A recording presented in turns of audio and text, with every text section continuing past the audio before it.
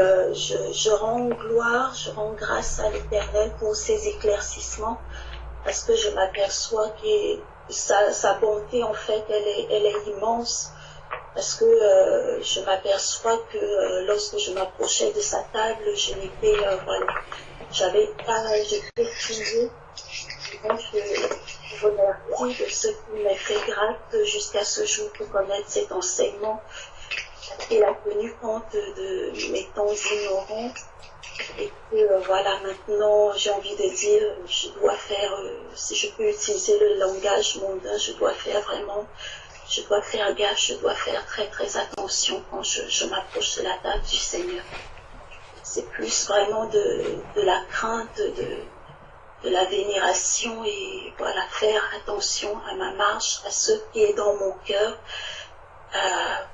quand je m'approche de la table du Seigneur. Et je remercie l'Éternel pour tous ces éclaircissements et qu'il vous bénisse vraiment, vous mes frères qui avez sa parole et qui nous l'a donnée lorsque nous sommes un peu perdus et que nous nous égarons parfois. Béni soit l'Éternel au nom de Jésus. Amen. Amen. Amen. Amen. Amen. Amen. Il y a quelque chose qui Amen.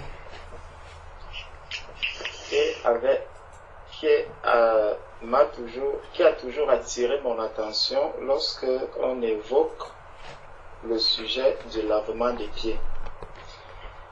Et justement, comme le frère, j'avais commencé par voir un peu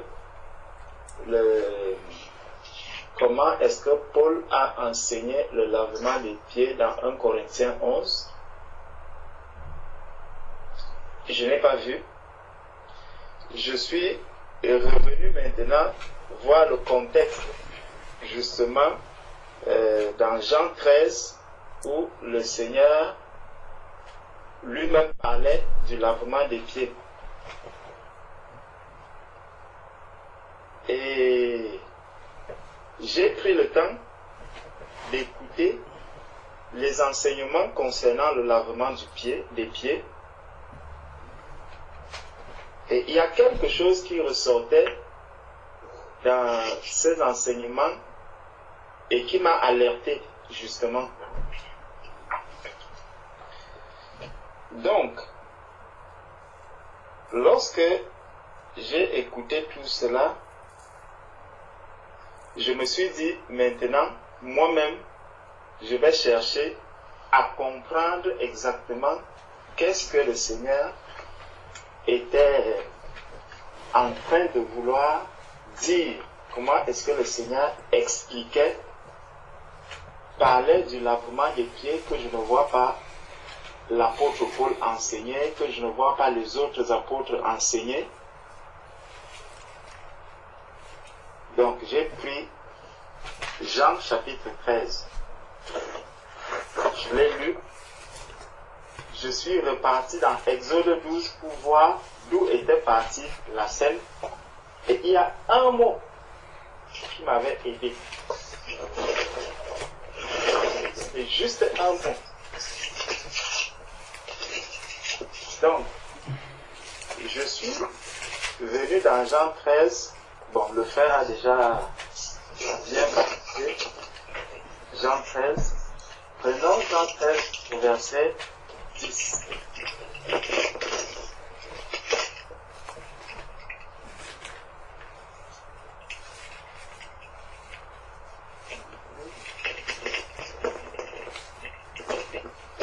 Non, c'est pas le verset 10, c'est le verset 4 à 5. On va prendre le verset 10 à 5. Le verset 4 à 5, il est dit, se leva de table, ôta ses vêtements et prit un linge dont il se ceignit. Ensuite, il versa de l'eau dans un bassin. Il versa de l'eau dans un bassin et il se mit à laver les pieds des disciples. Bon. Donc, l'instrument qu'il a utilisé, c'est le bassin. Je me suis donc dit, si le Seigneur a ici, dans le livre de Jean, dans l'évangile de Jean, peut-être dans le livre d'Exode, je vais voir l'utilisation que le Seigneur fait d'un bassin pour la préfiguration. Qu'est-ce qui représente un peu le bassin dans le livre d'Exode? Bon, je suis parti dans Exode 12. Dans Exode 12,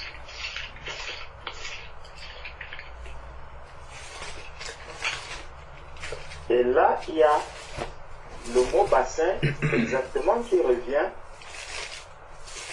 Exode chapitre 12 au verset 21 à 22. Moïse appela tous les anciens d'Israël et leur dit: allez prendre du bétail pour vos familles et immoler la Pâque. Bon. Le frère a parlé de la femme qui peut... parce que quand on parle du lavement des pieds, si vraiment les disciples doivent se laver les pieds, est-ce que les femmes doivent pouvoir aussi laver les pieds? Parce que si Jésus le fait avec ses disciples et que tous les disciples doivent laver les pieds, ça veut dire que les femmes aussi doivent pouvoir laver les pieds. Bon, je ne sais pas si c'est ça, mais quand je regarde un peu dans cet Exode 12, on nous parle ici des anciens. Il est dit, Moïse appela tous les anciens d'Israël et leur dit, allez prendre du bétail pour vos familles et immoler la Pâque. Donc on voit que c'est une affaire des anciens déjà. C'est les anciens que Moïse va appeler. Pour faire quoi? Pour immoler la Pâque. Ça, c'est un détail très important.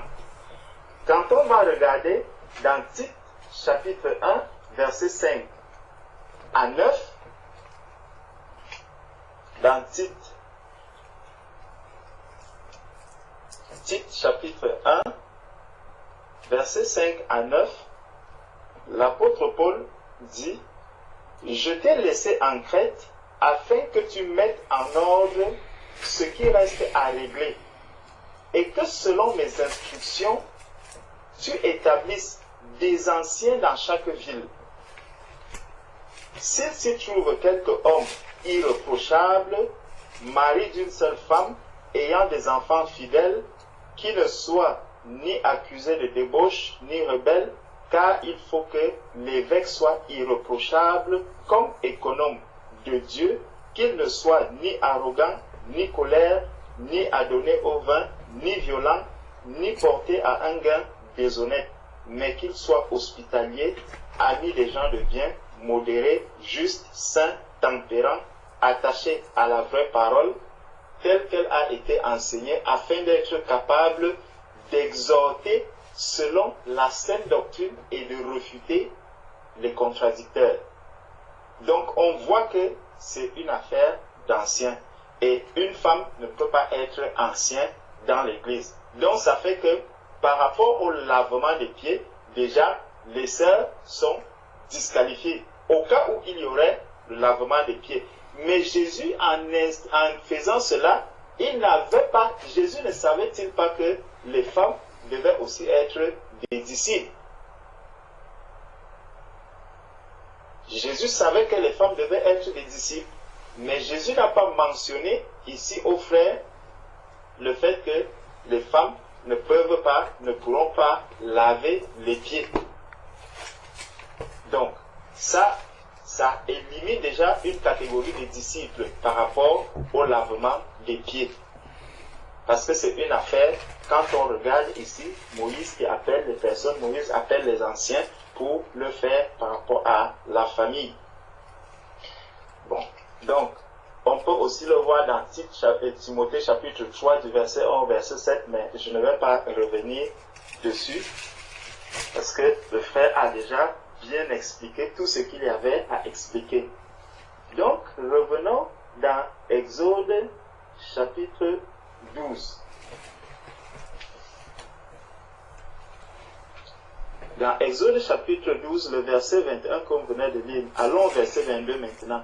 Vous prendrez ensuite un bouquet d'hysope, vous le tremperez dans le sang qui sera dans le bassin.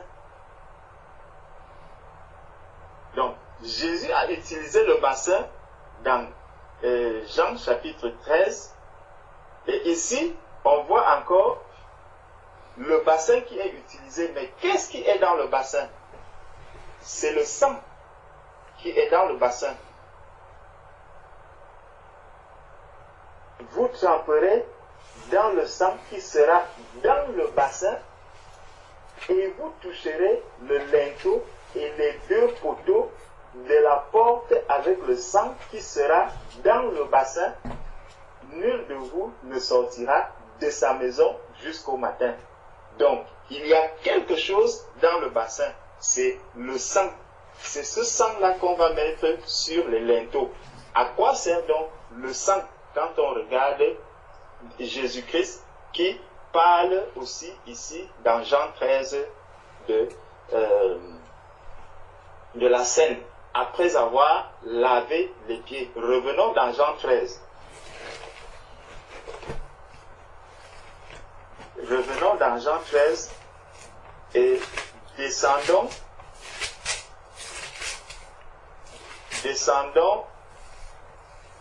à partir du verset 7.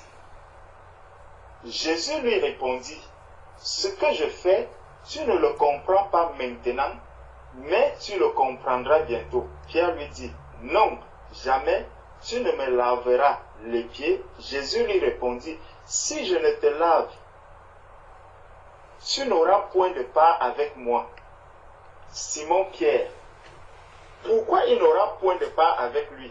Jésus va expliquer cela par la suite. N'oublions pas, au moment où Jésus lave les pieds, Judas est présent. Judas est présent. Jésus lave aussi les pieds à Judas. Matthieu chapitre 5. Prenons d'abord Matthieu chapitre 5.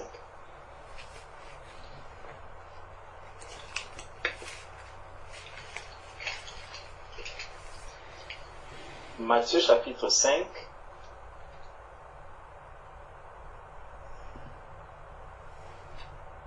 Et lorsque Jésus est en train de laver les pieds, à la présence de Judas, Jésus sait, il connaît le dessein qui est dans le cœur de Judas.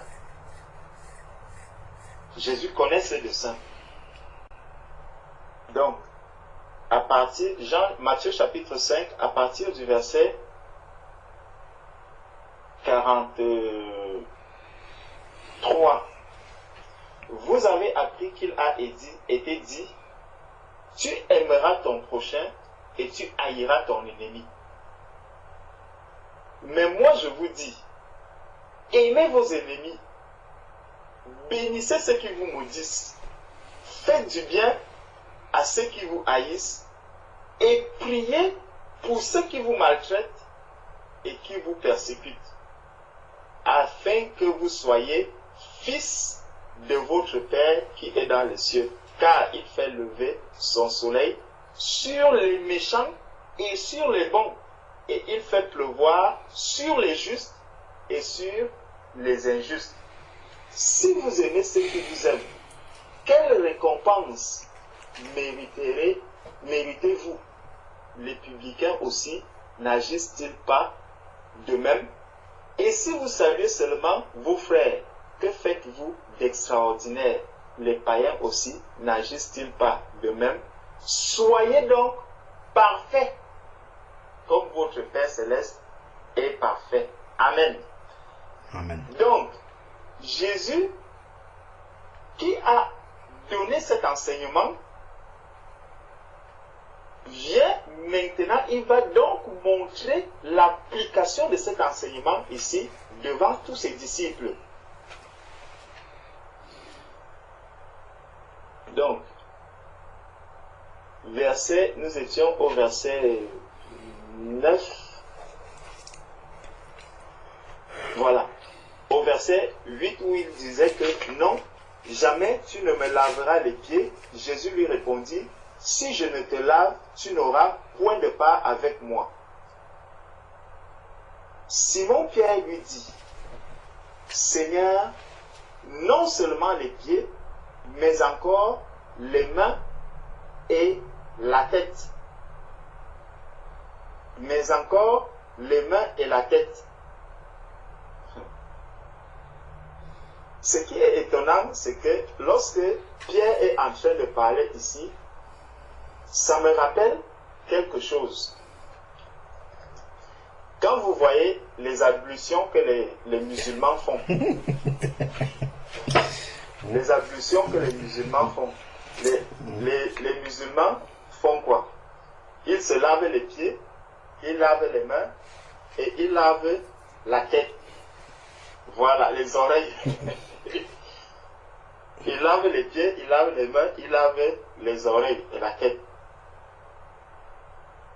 Et qui le lave même? C'est chaque musulman qui se fait cela. Lui-même, il se lave lui-même les pieds. Et Jésus va parler d'une certaine manière ici, qui est quand même impressionnante. Donc,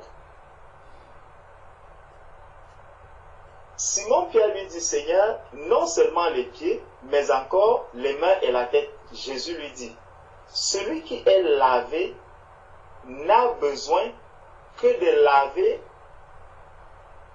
ses pieds. Il n'a besoin que de laver ses pieds. Est-ce qu'il est en train de dire que celui qui est lavé, regardons bien, écoutons, prenons bien ce verset. Celui qui est lavé n'a besoin que de se faire laver les pieds. Est-ce que c'est ça que Jésus dit? Non. Jésus dit, celui qui est lavé n'a besoin que de laver ses pieds. Que de laver ses pieds pour être entièrement pur. Il n'a besoin que de laver ses pieds pour être entièrement pur. Bon. Qu'est-ce qui nous purifie? Ce qui était dans le bassin. Ce qui était dans le bassin. Prenons 1 Jean.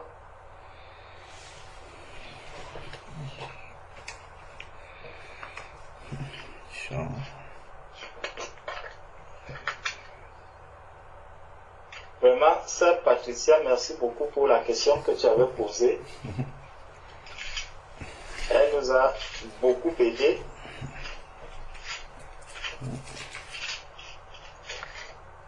Gloire à Dieu, Amen.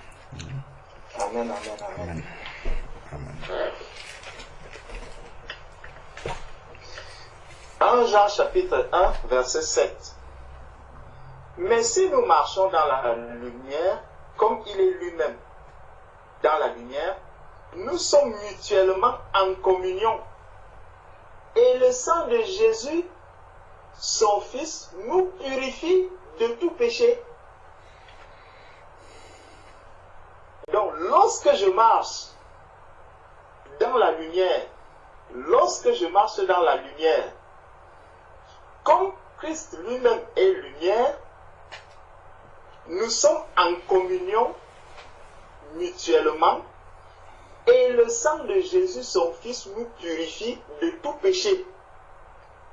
Lorsqu'on a vu ce qui était dans le bassin, dans le livre d'Exode, c'est le sang qu'on prenait et qu'on mettait sur les linteaux. Dans le livre de Jean chapitre 3, Jésus parle de la purification. Ce n'est pas l'eau qu'on va prendre pour laver les pieds qui viendra me purifier. Le Seigneur dit que il n'a besoin que de laver ses pieds il n'a besoin que de laver ses pieds. J'ai besoin de laver mes pieds.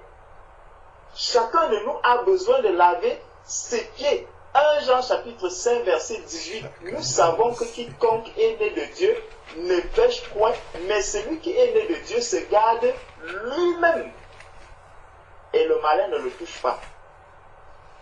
Parce que lorsque je ne vais pas me garder moi-même, lorsque je vais me garder avec des souillures, avec des saletés, j'ouvrirai la porte au malin et le malin viendra me toucher. Judas qui est assis avec Jésus sur la table pendant qu'ils prennent la scène, Judas a ouvert un boulevard. Judas a ouvert un boulevard. Et ce boulevard va entraîner Judas à ne plus pouvoir se garder lui-même. Judas ne peut plus se garder parce qu'il y a une grande porte ouverte dans sa vie qui entraîne Judas maintenant à la perdition. Jésus est en train d'enseigner ses disciples. C'est au-delà du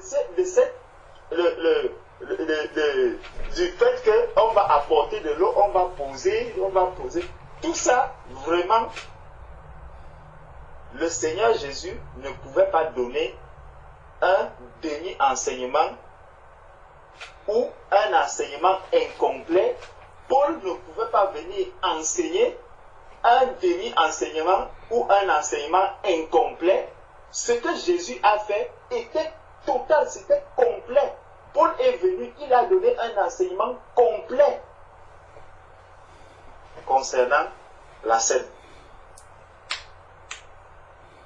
Jésus parle de quelque chose de très profond, comme le frère le détaillait tout à l'heure, dans le service. Tu vas servir les autres. Et au fur et à mesure que tu sers les autres, tu regardes à toi-même, tu fais attention. Où est-ce que je mets les pieds? Comment mon cœur est? Comment est-ce que je marche? Comment est-ce que je manifeste l'amour vis-à-vis de mes frères, vis-à-vis de mes sœurs? Tout ça, c'est que celui-même que je vois qu'il est en train de tomber, je dois aller lui saisir la main. Jésus est encore en train de manifester l'amour vis-à-vis de Judas, sachant bien que Judas va le trahir. Le Seigneur n'abandonne pas Judas jusqu'à la dernière minute.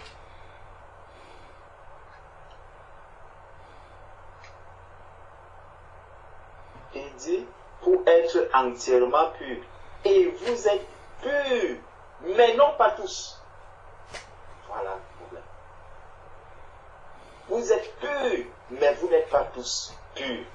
Si seulement les yeux de celui-là pouvaient s'ouvrir, si seulement il pouvait comprendre ce qui est en train de se passer. Il dit, car il connaissait celui qui le livrait. C'est pourquoi il dit, vous n'êtes pas tous purs. Après qu'il leur eut lavé les pieds et qu'il eut pris ses vêtements, il se remit à table et leur dit, comprenez-vous ce que je vous ai fait? Comprenez-vous ce que je vous ai fait? Comprenez-vous ce que je vous ai fait? Comprenez-vous que l'on doit manifester l'amour les uns aux autres? Comprenez-vous que l'on doit se soutenir les uns les autres? Comprenez-vous que l'on doit vraiment être au service les uns, se servir les uns les autres? C'est ce que le Seigneur demande aux disciples de comprendre. Et ce qui m'a, quand je vous disais qu'il y a quelque chose qui attire mon attention, c'est justement sur le verset 15. Parce que la majorité des personnes que j'ai suivies par rapport à ce sujet s'arrêtaient beaucoup sur le verset 15. Sur un mot aussi. Et on va voir quelque chose dessus. Donc, au verset 12, au verset 13 maintenant, il dit, vous m'appelez maître et seigneur, et vous dites bien, car je le suis. Si donc je vous ai lavé les pieds, moi le Seigneur et le maître, vous devez aussi vous laver les pieds les uns les autres. Et il y a un renvoi qui est là pour ceux qui regardent les renvois. Je suis allé voir le renvoi de Galates 6. Il y a un renvoi Galates 6 du verset 1 au verset 2. Galates 6 verset 1 à 2 parle de quoi? Jésus vient juste de dire, si donc je vous ai lavé les pieds, moi le Seigneur et le Maître, vous devez aussi vous laver les pieds les uns aux autres. Galates chapitre 6 verset 1 à 2. Frère, si un homme vient à être surpris en quelque faute, Judas est surpris en faute. Judas est en faute au moment où Jésus-Christ est en train de faire ceci. Si un homme vient à être surpris en quelque faute, vous qui êtes spirituel, Jésus est-il spirituel? Il dit, redressez-le avec un esprit de douceur. Jésus est en train de vouloir redresser Judas dans l'acte qu'il est en train de poser. Quand les gens parlent de laver les pieds des disciples, c'est très profond. C'est tellement profond l'acte que Jésus a posé. Il faut être spirituel, comme Jésus lui-même, comme le Seigneur est en train de nous dire ici. Vous qui êtes spirituel, redressez-le avec un esprit de douceur. Prends garde à toi-même, de peur que tu ne sois aussi tenté. Portez les fardeaux les uns des autres et vous accomplirez ainsi la loi de Christ. Alléluia. C'est ça. Lavons C'est ça le laver, c'est ça. Amen. Lavons-nous les pieds les uns les autres. Amen, amen, amen. Portons-nous les fardeaux les uns les autres. Amen, c'est ça.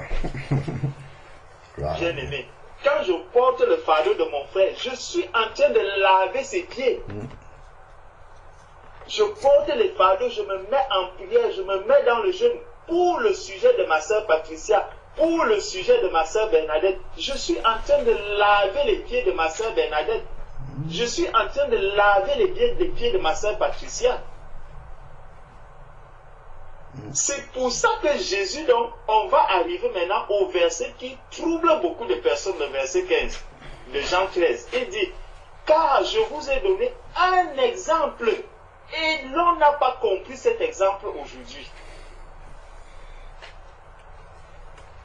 L'exemple, Jésus dit, je vous ai montré, je vous ai donné un exemple afin que vous fassiez comme je vous ai fait. Comme je vous ai fait. Jésus a vécu 3 années avec ses disciples. Jusqu'à la dernière minute, il continue de manifester. Vous imaginez, vous savez que quelqu'un va vous tuer. Et vous vous levez, vous venez laver ses pieds. Vous venez lui manifester l'amour. Vous venez tenir sa main. Vous venez, franchement. Et on s'arrête à ce niveau, on dit que c'est tout. Vraiment, il faut maintenant commencer à laver les pieds des disciples. À laver les pieds des disciples. C'est laver les pieds. Tu ne me portes pas dans ton cœur. Nous sommes là en milieu, en train de partager la scène. Tu viens laver mes pieds. Qu'est-ce que cela va vraiment apporter dans l'acte que nous sommes en train de poser? Ça va changer quoi? Est-ce que c'est parce que tu m'auras lavé les pieds que j'aurai la paix avec toi? Est-ce que c'est parce que tu m'auras lavé les pieds que j'aurai reçu vraiment mon problème spirituel serait résolu? Non. Par contre, si tu me dis, frère, vraiment, je vois que tu es en baisse de régime, prenons du temps pour prier. Là, tu es en train de porter mon fardeau. Là, tu veux laver vraiment mes pieds. Tu veux que je sois vraiment propre. Tu veux que je sois vraiment pur pour me présenter au Seigneur. Parce que tu vas m'aider à sortir des difficultés spirituelles dans lesquelles je me trouve. Là, tu es en train de me laver les pieds. Le Seigneur a dit, il a dit, vous êtes purs. Mais il faut maintenant que vous lavez les pieds. On n'a besoin que de laver ses pieds. Lavons-nous les pieds les uns les autres. Non pas selon la chair, mais spirituellement. Lavons-nous les pieds spirituellement. Ça, c'est l'enseignement que le Seigneur Jésus est en train de donner. Et il va dire au verset 16, en vérité, je vous le dis, le serviteur n'est pas plus grand que son Seigneur, ni l'apôtre plus grand que celui qui l'a envoyé. Si vous savez ces choses, vous êtes heureux. Pourvu que vous les pratiquiez. Mes frères, est-ce que Paul a pratiqué le lavement des pieds? Est-ce qu'on voit Paul même enseigner cela? Est-ce que Paul ne voulait pas que les Corinthiens soient heureux? Si ce n'est que du lavement des pieds dont Jésus est en train de parler ici, si vous savez ces choses, vous êtes heureux pourvu que vous les pratiquiez. Donc, si on ne nous parle donc pas des Corinthiens qui ont lavé les pieds des uns des autres, ça veut donc dire que Paul ne voulait pas que les Corinthiens aussi soient heureux. Et ce serait bien dommage qu'avec tout le travail que l'apôtre Paul a pu faire, il ne veuille pas le bonheur de ces Corinthiens. Je sais que le frère a déjà tout dit sur Exode chapitre 12. Donc je ne sais pas s'il y a quelque chose que je pourrais encore ajouter là-dedans. Voilà. Dans Exode 12, bon, ça ce n'est plus dans Exode chapitre 12, au verset 11 aussi, il y a quelque chose qui a aussi attiré mon attention dessus, c'est au verset 11. Au verset 11. Quand vous le mangerez, vous aurez vos reins sains, vos souliers aux pieds et votre bâton à la main, et vous le mangerez à la hâte. Éphésiens chapitre 5, verset 16. C'est là où moi je vais m'arrêter. Le frère nous a déjà bien enseigné là-dessus. Éphésiens chapitre 5, verset 16. Bon, commençons verset 15 à 16. Prenez donc garde de vous conduire avec circonspection, non comme des insensés, mais comme des sages. Rachetez le temps. Rachetez le temps. Mangeons vite la Pâque. Mangeons vite. Prenons tout notre temps pour faire vite. Que celui qui se sanctifie rapidement. Ne perdons plus le temps à faire tout ce que nous sommes en train de perdre le temps, les choses qui viendront encore nous souiller et tout. Lavons-nous rapidement ces pieds-là. Débarrassons-nous rapidement des choses qui nous encombrent pour rester dans la lumière, pour rester avec le Seigneur, pour demeurer dans la pureté, dans la sanctification, afin de nous préparer pour le retour du Seigneur. Car nul ne connaît ni le jour ni l'heure. Vraiment, voilà tout ce que moi je pouvais dire par rapport à ce lavement des pieds. Que le Seigneur vous bénisse. Amen. Amen. Amen. Amen. Gloire à Dieu. Amen. Amen. Amen. Amen. Amen, amen, amen. Frère, quand tu parlais de ne pas se laver les pieds selon la chair, ça me faisait penser au verset où le Seigneur dit que chacun se charge de sa croix chaque jour et qu'il me suive, qu'il renonce à lui-même, qu'il se charge de sa croix chaque jour et qu'il me suive. Et justement, quand les catholiques lisent ça, ils font le chemin de croix avec la croix physiquement. Comme ça, ils portent la croix, ils s'arrêtent, ainsi de suite, à la période justement de la fête de Pâques. Et ils portent vraiment une croix physique. Pourtant, le Seigneur parle d'une croix spirituelle, de la chair qui doit mourir. C'est de la même manière, hein, tel qu'il expliquait, c'est comme ça que je vois le lavement des pieds aussi. Donc si tu viens simplement, tu laves les pieds physiquement comme ça et que ça s'arrête là, si c'était aussi simple que ça, Jésus dit pourvu que vous le pratiquiez, c'est vraiment parce que le pratiquer n'est pas aussi simple que ça. Laver les pieds, pratiquer ce qu'il est en train de dire là, le lavement des pieds dont il est en train de parler là, ce n'est pas simple de le pratiquer. C'est pour ça qu'il dit pourvu que vous le pratiquez, alors là vous serez heureux. Ce n'est pas juste venir prendre les pieds de quelqu'un, prendre la bassine, laver comme ça et puis c'est bon, tu repars.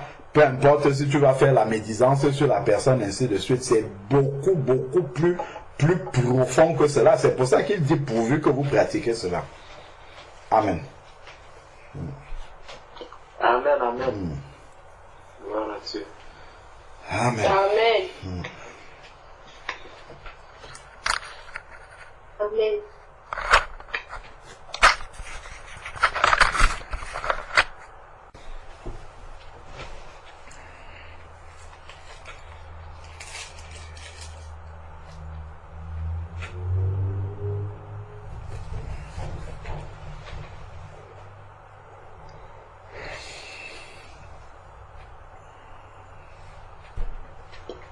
Est-ce qu'il y a une question?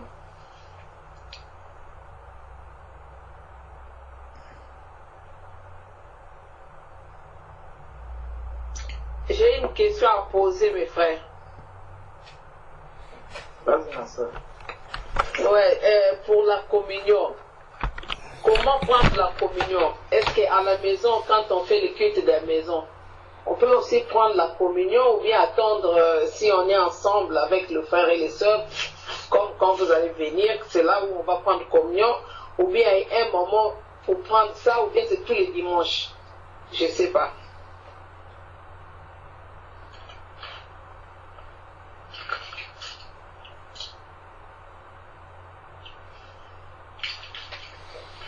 Bon.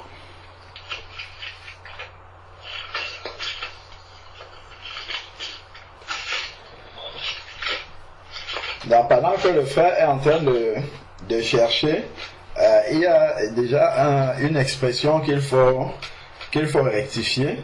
Donc, communion, en fait, ça n'existe pas dans la Bible. Dans ce sens-là, dans le sens du repas du Seigneur. Tu vois, la Bible parle du repas du Seigneur, mais pas de la communion. Tu vois, la communion, il y a quelque chose de catholicisme dedans. Ah, ok. Merci. Voilà, oui, donc c'est vraiment le repas du Seigneur pendant qu'il mangeait avec ses disciples. Voilà, donc c'est ça. C'est vraiment le repas du Seigneur. Merci beaucoup. Amen. Maintenant, moi, je ne vais pas beaucoup répondre longuement. Je vais juste reprendre Exode 12.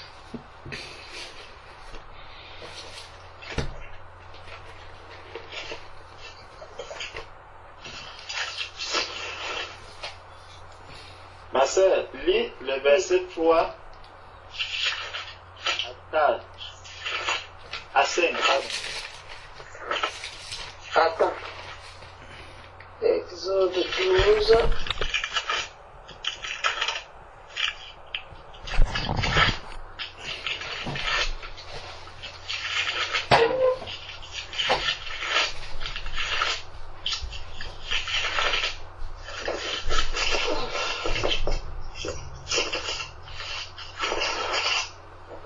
Ouais.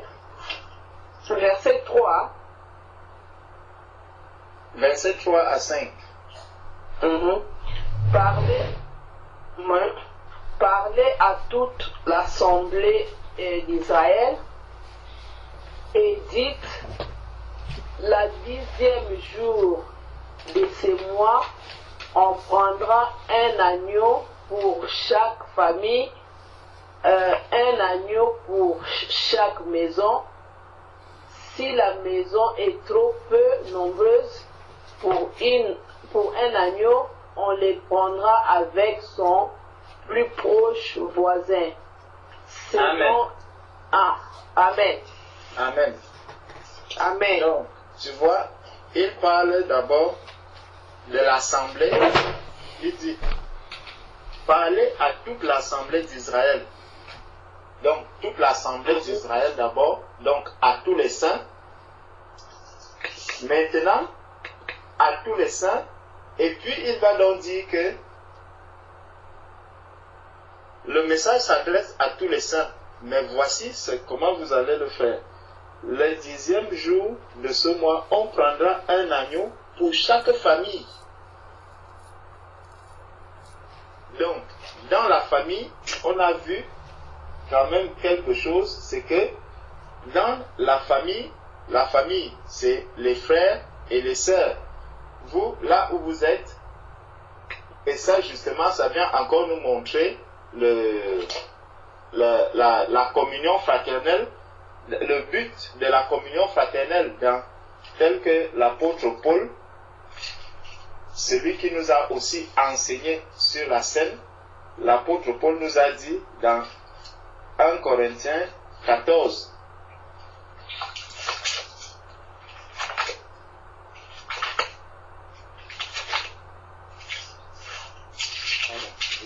Je dis 1 Corinthiens 14. Il y a dans 1 Corinthiens 14, mais je voulais parler de Actes chapitre 2. C'est Pierre qui nous dit. Donc, dans Exode 12 d'abord, on voit qu'il dit, vous pouvez manger dans chaque famille. Donc, on prendra un agneau pour chaque famille, un agneau pour chaque maison. Donc, la maison, à l'intérieur de la maison, vous pouvez célébrer la scène. Dans Acte 2, maintenant, dans Acte 2, il est dit, il persévérait, Acte 2, 42, il persévérait dans l'enseignement des apôtres, dans la communion fraternelle, dans la fraction du pain et dans les prières. La crainte s'emparait de chacun et il se faisait beaucoup de prodiges et de miracles. Tous ceux qui croyaient étaient dans le même lieu et ils avaient tout en communion. Ils vendaient leurs propriétés et leurs biens et ils partageaient le produit entre eux. Tous, selon les besoins de chacun, ils étaient chaque jour tous ensemble assidus au temple. Ils rompaient le pain dans les maisons et prenaient leur nourriture avec joie et simplicité de cœur. Donc, lorsque vous vous rassemblez dans la famille, parce que il y a la famille spirituelle, tous les enfants de Dieu constituent déjà la famille spirituelle, l'église c'est la famille spirituelle, mais aussi quand vous êtes là, le Seigneur dit là où 2 ou 3 sont rassemblés à mon nom, vous êtes 3, vous pouvez prendre la scène. Dans la simplicité de cœur, vous pouvez prendre la scène, mais prenez-la exactement comme il est écrit dans la Bible. Donc, vous n'avez pas besoin d'attendre que tous les frères, les frères soient là. L'église, ce n'est pas seulement nous qui étions peut-être là à Vervic dernièrement. Parce que s'il fallait attendre toute l'église, je crois que personne ne prendrait la scène sur la terre. Parce que même si tous ceux de la France se retrouvent, il va falloir que ceux des États-Unis aussi arrivent, que ceux de je ne sais où arrivent, que ceux de l'Afrique aussi arrivent pour qu'on puisse prendre la scène. Donc, Dieu savait que l'Église allait être éparpillée dans les 4 coins du monde et il a préparé cela depuis le livre d'Exode. C'est pour ça qu'il avait déjà prévu que dans la famille, dès qu'il y a des membres qui sont convertis dans la famille peut prendre la scène. Donc, je ne sais pas si j'ai répondu à la question. Amen. Amen. Amen. Amen.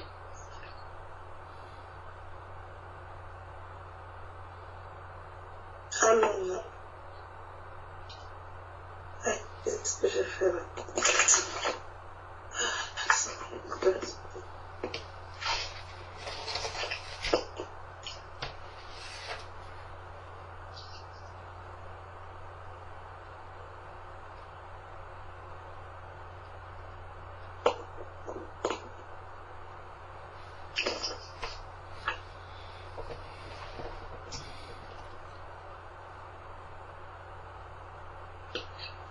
Par rapport à la fréquence,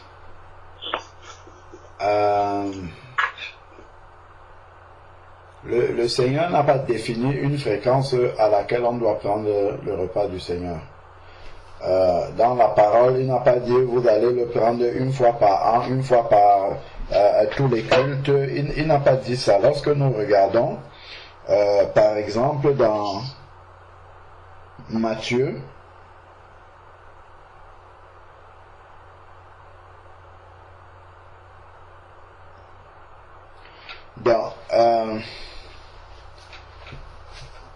lorsque nous regardons par exemple dans Matthieu 26, verset 29, Matthieu 26, où il parle du repas du Seigneur, au verset 29,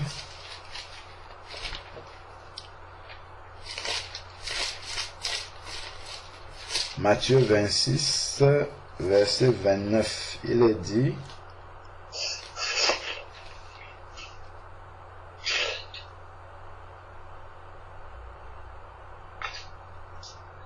Matthieu 26, verset 29 dit, « Je vous le dis, je ne boirai plus désormais de ce fruit de la vigne jusqu'à ce que je boive de nouveau avec vous. » Est-ce que c'est cela? Oui. Alors non, c'est pas ce verset-là que je voulais lire.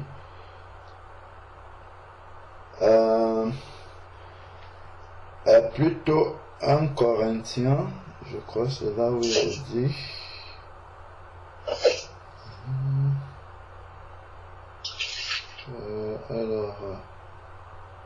Voilà, c'est plutôt 1 Corinthiens 11, 26.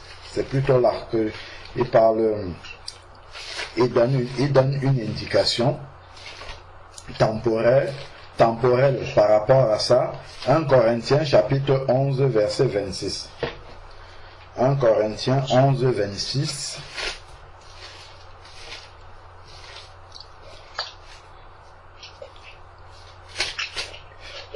« 1 Corinthiens 11, verset 26 dit, « Car toutes les fois que vous mangez ce pain et vous buvez cette coupe, vous annoncez la mort du Seigneur jusqu'à ce qu'il vienne. » Il nous dit simplement toutes les fois que vous mangez et que vous buvez la coupe, vous annoncez la mort du Seigneur jusqu'à ce qu'il vienne. Donc, il ne donne pas une indication. Bon, dans Acte 2, on voit que les disciples, eux, ils le prenaient tout le temps. Au début, eux, ils prenaient tout le temps. Acte 2, je crois. Parce que le Seigneur nous demande de persévérer dans la fraction du pain. Des premiers disciples, chaque jour, verset 46, acte 2, 46, chaque jour, avec persévérance, ils étaient d'un commun accord. Ils étaient au temple d'un commun accord, ils rompaient le pain dans les maisons et prenaient la nourriture avec simplicité de cœur. Dans eux, dans leur cœur, ils le prenaient tous les jours. Les premiers disciples. Donc quand ils s'assemblaient, ils prenaient souvent le repas du Seigneur. Mais lorsque nous regardons dans l'ombre des choses pour comprendre mieux un peu la réalité en Christ, pour pour prendre le repas de Pâques, le Seigneur a donné des indications là dans Exode 12. Il leur dit le 10, nous sommes au verset 3. Parlez à toute la communauté d'Israël et dites le 10 de ce mois, on prendra un agneau pour chaque famille. Ainsi de suite. Donc, après, il dit qu'il faudra manger jusqu'au 14e jour, il faut immoler entre 2 soirs. C'est ce que nous pouvons voir au verset 6. Vous l'aurez gardé, vous l'aurez en garde, commence le 10 jusqu'au 14e jour de ce mois, et toute l'assemblée de la communauté d'Israël immolera entre 2 soirs. Donc en fait, il y avait un soir, il y avait un matin, et c'est entre les deux qu'il fallait prendre le repas du Seigneur. Donc en quelque sorte, aujourd'hui, c'est vraiment la lune, même la pleine lune que les Israélites observent pour pouvoir célébrer la Pâque. Donc ça peut nous donner une indication aussi pour savoir à quelle fréquence nous devons faire le repas du Seigneur. Maintenant, est-ce que nous allons sortir pour regarder la lune qui est là dehors pour savoir si nous devons prendre le repas du Seigneur ou pas? Non. Ce n'est pas de cette manière-là que nous devons procéder, parce que lorsque le Seigneur nous a sauvés, on a lu tout à l'heure dans Colossiens 1, verset 12 à 13, il nous a transportés dans le royaume du Fils de son amour. Donc, nous sommes assis avec Christ dans les lieux célestes, comme il dit dans Éphésiens chapitre 2, verset 6. Maintenant, c'est de se demander, puisque nous sommes devenus des citoyens du ciel, qu'est-ce qui représente notre lune? La lune que nous devons observer. Puisque les Israélites physiquement observaient la lune physique qu'il y a là. Mais nous, en tant que disciples de Christ, quelle lune nous devons observer? Si nous regardons dans Apocalypse chapitre 21, verset 23. Apocalypse 21, verset 23. Apocalypse chapitre 21, verset 23. C'est là où, parce que nous avons compris que le repas de Pâques, qui est le repas du Seigneur, pour nous est spirituel. Les choses sont spirituelles. Donc nous devons voir, pas physiquement, mais spirituellement, où est-ce que nous sommes. Les Israélites, eux, ils étaient physiquement là sur la terre, donc ils regardaient la lune physique pour pouvoir immoler la Pâque entre 2 soirs et jusqu'au 14e jour, ils observaient les jours. Mais est-ce que nous, spirituellement, en étant dans les lieux célestes, est-ce que c'est ce que nous devons encore voir? Dans Apocalypse chapitre 21, verset 23, nous dit, à partir du verset 22, je n'y vis pas de temple, car le Seigneur Dieu, là c'est dans les lieux célestes là, le Seigneur Dieu Tout-Puissant est son temple, ainsi que l'agneau. La ville n'a besoin ni de soleil, ni de lune pour y briller, car la gloire de Dieu l'éclaire et l'agneau est son flambeau. Ça, c'est spirituellement, nous vivons déjà là. C'est pour ça que nous disons que nous avons la vie éternelle, selon 1 Jean chapitre 5 verset 13. Je vous écris ceci afin que vous sachiez que vous avez la vie éternelle. Nous sommes déjà assis avec Christ dans les lieux célestes, mais ça c'est spirituellement. Donc, d'un point de vue du repas du Seigneur, vu que les choses sont spirituelles, la Bible nous dit ici là que dans ces lieux célestes là, il n'y a plus ni soleil ni lune. Il n'y a plus ni soleil ni lune. Car la gloire de Dieu l'éclaire et l'agneau est son flambeau. Donc c'est l'agneau, en fait, c'est Christ qui sert de lune dans le ciel. C'est pour ça qu'il n'y a plus besoin d'une lune physique là-bas. Donc, si nous prenons par exemple Ésaïe 60 verset 19 qui parle de ça aussi, Ésaïe chapitre 60 verset 19. Ésaïe 60, verset 19 nous dit, Ésaïe 60, verset 19, ce ne sera plus le soleil qui te servira de lumière pendant le jour, ni la lune qui t'éclairera dans la lueur. Mais l'Éternel sera ta lumière à toujours, ton Dieu sera ta splendeur. Donc ça là, spirituellement, est accompli pour nous. Nous n'avons plus une lune physique à observer, comme les Israélites pouvaient le faire, mais nous avons une lune spirituelle qui est Christ. Christ est lumière. La lune, elle est là pour éclairer la nuit. La lune éclaire les ténèbres physiquement, de la même manière que Christ spirituellement éclaire nos ténèbres. Donc Christ est notre lune, parce que c'est lui qui nous éclaire. Spirituellement, Christ est notre lune. Donc, la Bible nous dit que Christ habite en nous. Il y a des versets clairement qui le dit. Par exemple, Éphésiens chapitre 3 verset 17 dit, en sorte que Christ habite dans vos cœurs par la foi, afin qu'étant enracinés et fondés dans l'amour. Le Seigneur nous dit, voilà, vous êtes le temple du Saint-Esprit, ainsi de suite. Donc Christ habite dans nos cœurs. Donc, quand l'Israélite, lui, il regarde la lune qui est physique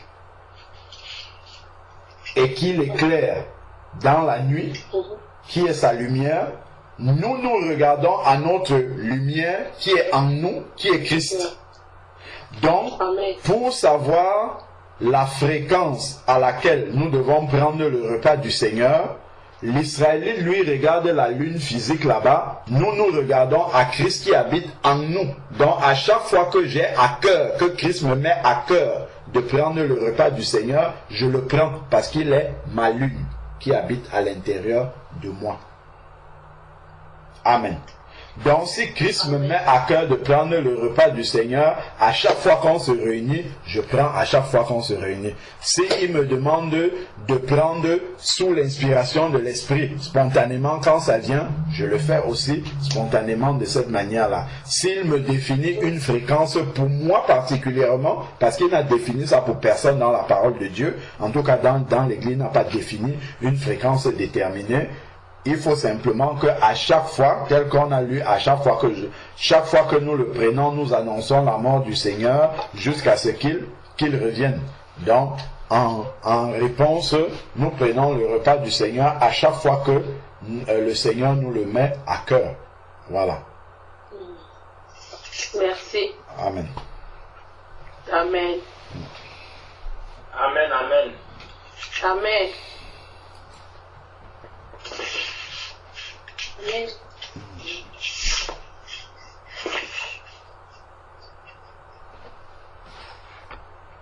Au Congo, si les femmes ils ont leur période, vous pouvez pas prendre la communion. Donc il faut vous abstenir pour ne pas prendre la communion jusqu'à ce que vous traversez votre période et là vous pouvez venir communier avec les autres. Donc ça c'est l'ancienne loi.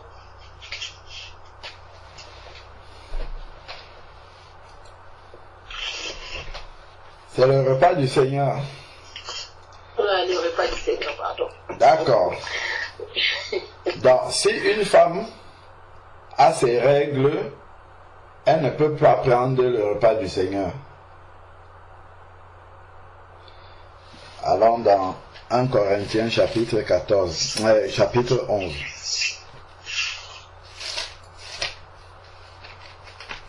Il est important toujours de regarder dans la parole de Dieu ce qui est dit.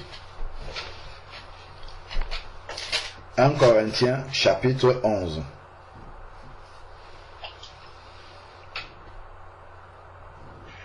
Verset 27. 1 Corinthiens chapitre 11, verset 27.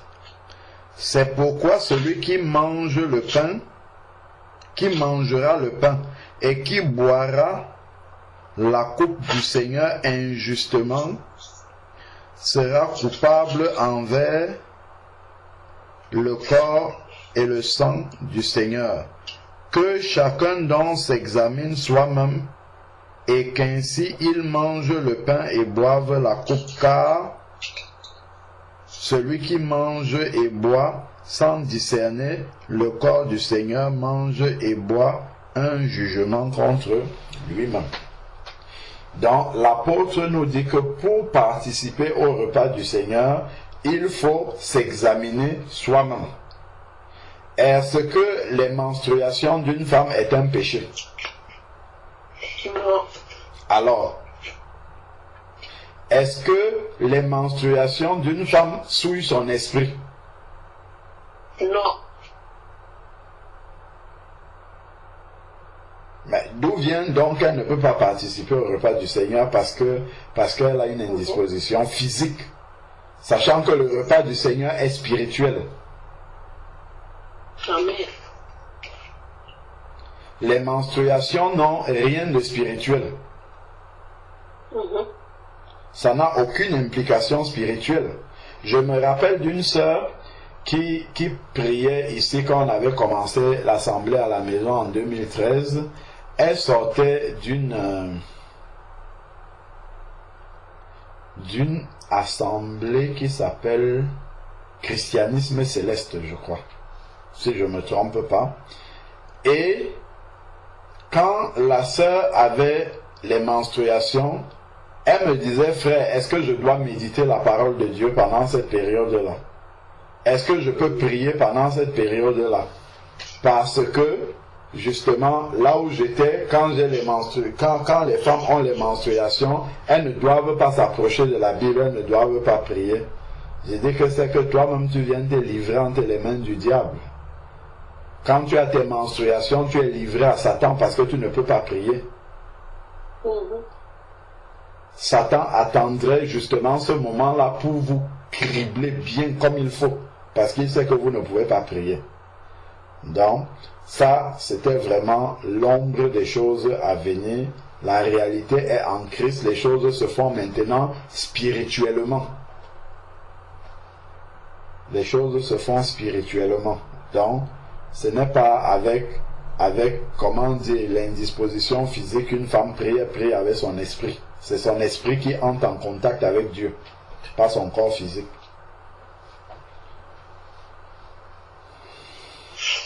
Amen. Amen. Amen. Gloire à Dieu. Si on peut regarder aussi dans 1 Corinthiens 11 justement, verset 26, on va coller avec un autre verset. Car toutes les fois que vous en mangez ce pain, que vous mangez ce pain et que vous buvez cette coupe, vous annoncez la mort du Seigneur jusqu'à ce qu'il vienne. Donc, là on nous dit que quand nous prenons la scène, nous annonçons la mort du Seigneur et en même temps le retour du Seigneur. Donc, si j'annonce la mort du Seigneur, au moment où je ne suis pas dans la période où la femme est la période est cette période rouge de la femme.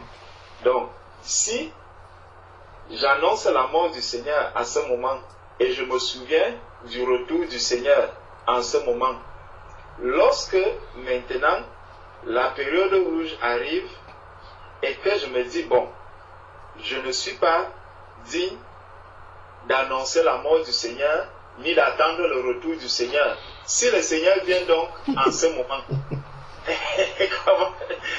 comment donc le problème va être réglé? À cause de cette période rouge, je ne serai pas en train d'attendre le Seigneur. Donc je me dis, Seigneur, si tu arrives en ce moment, vraiment, laisse-moi parce que je ne suis pas dit de venir avec toi. Donc, on a bien vu que ça, la scène nous rappelle le salut. Donc, nous célébrons le salut des saints, le salut, la sortie d'Égypte. Et c'est pour ça que dans Galates chapitre 3, au verset 28, il nous est dit, il n'y a plus ni juif ni grec. Ce verset que beaucoup de personnes vont utiliser pour amener les femmes à enseigner, alors qu'il s'agit du salut. En ce qui concerne le salut, il n'y a plus ni juif ni grec. Le salut vient des juifs. Le salut vient des juifs. Mais aujourd'hui, le Seigneur a dit, afin que quiconque croit en lui ne périsse point. Que tu sois juif, si tu crois en Jésus, tu ne périras pas. Que tu sois grec, tu crois en Jésus, tu ne périras pas. Donc tous, nous devons croire en Jésus-Christ pour être sauvés. Et Galates 3, verset 28 nous dit donc, il n'y a plus ni juif, ni grec, ni esclave, ni libre, ni homme, ni femme. Donc par rapport à ton salut, ma sœur, ne regarde pas les périodes ta période, comme on appelle même souvent ça. Les périodes que les femmes connaissent là, ne regardez pas ça. D'indisposition. Indisposition, voilà. Regarde à Jésus, la croix n'a pas d'indisposition. Amen. Amen. Amen. Amen. Amen. Ma soeur, avance avec le Seigneur spirituellement. Amen. Amen. De la chair. Amen. Amen. Amen. Et il y a même déjà, il y a eu un cas ou plusieurs, hein, où le malin même a voulu détourner certaines sœurs, une sœur qui prend un rendez-vous pour passer dans les eaux du baptême. Quand après, à quelques heures des eaux du baptême, elle appelle et dit qu'elle veut annuler le baptême parce qu'elle est indisposée. Et j'ai dit, tu es sûr que quand tu seras disposé, le Seigneur sera encore là pour t'attendre. Viens passer dans les eaux du baptême, même si toute la mer devient rouge, qu'est-ce que ça fait? C'est ça, parce que c'est spirituel. Ça, le physique n'a rien à... C'est vraiment un acte qui est spirituel. Et justement, il ne faut pas se bloquer par rapport aux dispositions physiques. Dieu lui-même, il sait tout ça. Hein. S'il prévoit que tu passes dans les eaux du baptême, les menstruations, c'est lui qui envoie ça dans le corps d'une femme. Donc, il va... Et le tient... Il le prend en compte. Amen. Amen. Amen. Le